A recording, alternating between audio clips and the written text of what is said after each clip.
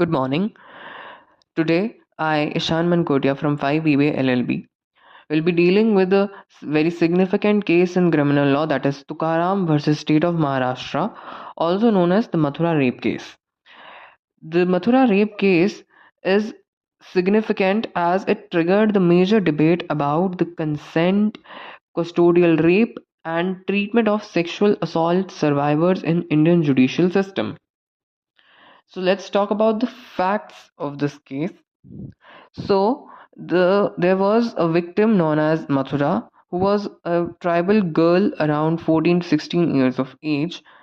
On 26th March 1972, two policemen, Ganpat, who was a constable, and Tukaram, who was head constable, working at a police station at Desaiganj of Gadcholi district of Maharashtra, allegedly raped her while she was detained in custody. After the relatives and crowd threatened to burn down the police station, the policeman reportedly agreed to prepare Panchnama, that is the legal record. A medical examination was done roughly 24 hours after the incident by Doctor Shastrakar. The report recorded no visual external injuries. The hymen showed old ruptures and vaginal canal could admit two fingers, indicating past sexual activity. Semen stains were found on clothes of both accused and Mathura's clothes. Now let's talk about the procedural history and the key legal issues. Initially, the Sessions Court acquitted the accused. It concluded that the sexual act was consensual because Mathura was habituated to sexual intercourse. It even speculated that the semen on clothes might be from the earlier sexual intercourse. On appeal, the Nagpur bench of Bombay High Court reversed the acquittal. It held that passive submission due to fear or coercion cannot be treated as consent, especially when the perpetrator are police officers and victim was detained. However, in September 1978, the Supreme Court of India, in a constitutional bench comprising Justice Jaswant Singh Kelson and Kaushal, in judgment Tukaram versus State of Maharashtra, overturned the High Court's conviction and acquitted both the accused. In this case, key legal issues before the court were whether the sexual intercourse amounted to rape under the Indian Penal Code Section 375, whether the girl gave consent or submitted because of fear. Does mere absence of physical injury or absence of struggle mean consent? Whether the burden of proof was satisfied by the prosecution on demonstrate that intercourse was non consensual. Now, let's talk about the legal principle applied in this judgment. So, the Supreme Court in this case relied on Section 375 of Indian Penal Code, which defines rape. It observed that there were no visual marks of injury on the body of Mathura.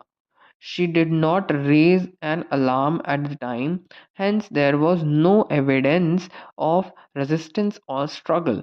Based on that, the court inferred consent, concluding the sexual intercourse was consensual. The court also emphasized on the principle that absence of physical injury and the presence of submission cannot automatically amount to non consent. The prosecution must prove lack of consent beyond reasonable doubt. Therefore, the result both accused were acquitted. Now, let's talk about the critical analysis or the controversy around this judgment. This decision triggered widespread outrage and it today considered a deeply flawed judgment because of some reasons. The victim was minor tribal girl in a police custody, a vulnerable position. The court ignored the inherent coercion and fear arising from the custody. Also, the absence of external injuries does not mean consent. Moreover, medical examination happened 24 hours later. Possibility of shoring or cleaning up was ignored. The two-finger test and hymen status used to argue her past sexual history are now widely criticized as unscientific and patriarchal. Also, the fear, authority, custodial powers, submission under such circumstances rarely equal consent. By equated silence or lack of resistance with consent, the court failed to acknowledge the psychological concern and fear. At last, the ruling effectively criminalized sexual history and punished the victim for her background. It sent a chilling signal: sexual violence by police could go unpunished if the survivor did not raise alarm or bear injuries. So, because of public outcry, protest, and critique from legal scholars, the case sparked demand for reforms. Now, let's talk about the aftermath or the legal reforms post the case.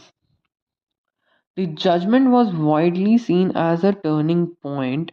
It exposed the deficiencies in how Indian courts treated custodial rape and consent. In response, Parliament enacted the Criminal Law Amendment Act of 1983 and amendments to the Evidence Act to address these issues. So they defined the custodial rape explicitly as an offense. They introduced a rebuttable presumption of non consent once intercourse is proved. If the victim say she didn't consent, court must presume lack of consent unless accused proves otherwise. Mandated in camera trials, prohibited disclosure of victims' identity, tightened the sentence for custodial rape, and shifted burden of proof partially. Thus, while the verdict was a setback, the case catalyzed major reforms, strengthening legal protection for survivors.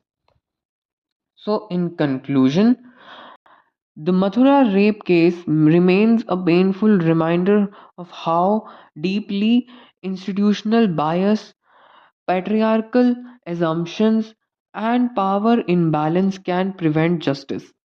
The judgment failed to see that consent in the custodial context, especially with a young tribal girl, cannot be inferred through absence of physical resistance. Yet, outrage it triggered forced the Indian legal system to confront these blind spots.